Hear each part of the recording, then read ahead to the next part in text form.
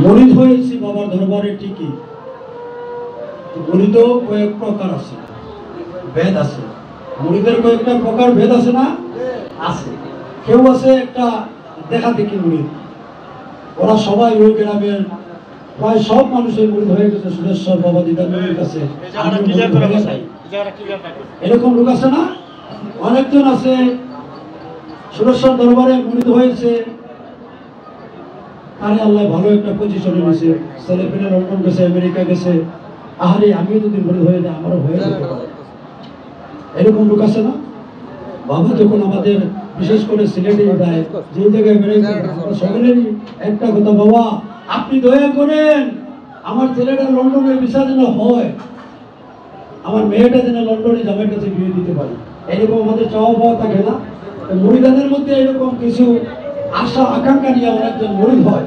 মূলত মুরিদ বিষয়টা হচ্ছে এই দুনিয়ায় কবরে যাওয়ার মতো যে মরণের চেয়ে দুনিয়াতে থেকে একটা মরণ হয়ে যাওয়া। বলুন না সুবহানাল্লাহ। যারা দেখা দেখি মুরিদ হইল ওরা হইল এইকা মুরিদ, যারা একটু লন্ডন আমেরিকার আশায় মুরিদ হইল ওরা হইল লুবি মুরিদ,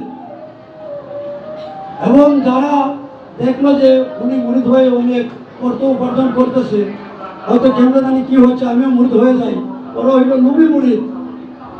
আর কেউ কেউ আছে দুনিয়ার সব কিছু ত্যাগ করে দিয়েছে, শুধু একটাই তার মনের বাসনা, আমি যদি বাবার দিদার নূরের চরণ এই জগতে সেবা করে যদি তার মনে একটু যদি জয় করতে পারি, তার মনে যদি একটু তার দয়া পাই, ইহকাল পরকাল আমার ধন্য হয়ে যাবে।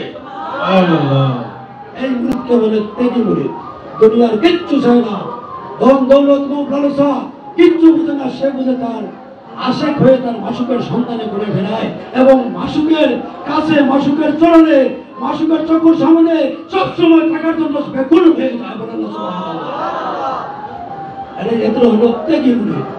আবার কেউ আছে খাস মুরিদ। খাস মুরিদ যারা বাবা জানের মুরিদ হওয়ার পর থেকে আমাদের গুমরাহি জীবন থেকে যখন সে একটা ভালো জগতে পা রাখলো, তরিকত জগতে পা রাখলো, বাবা যখন তারে কবুল করে নিল, বাবা যখন তার এই আদবে আখলাকে চরিত্রতে তার ভক্তিতে প্রেমে মোহব্বতে বাবা যখন রাজি খুশি হয়ে যায়, ভক্ত যখন বুঝতে বাকি থাকে না যে বাবা আমাকে অবশ্যই ভালোবাসতেছে।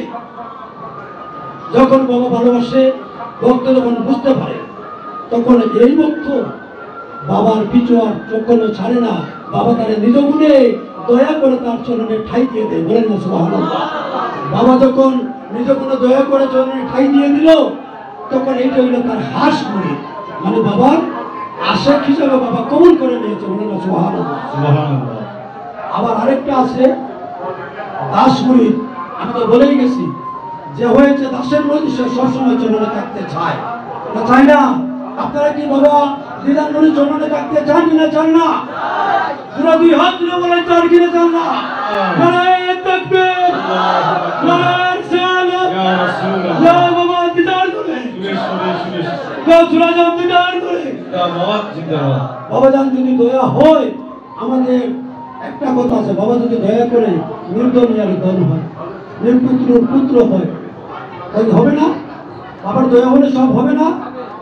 আমরা আবার বলতে পারি যে ত্যাগী মুরিদ, বাগী মুরিদ, ভোগী মুরিদ, দাস মুরিদ, খাস মুরিদ, কিন্তু আমরা সবসময় চেষ্টা করব আমরা যেন বাবার খাস মুরিদ হতে পারি, এই আশা নিয়ে আমরা দরবারে সবসময় আসবো।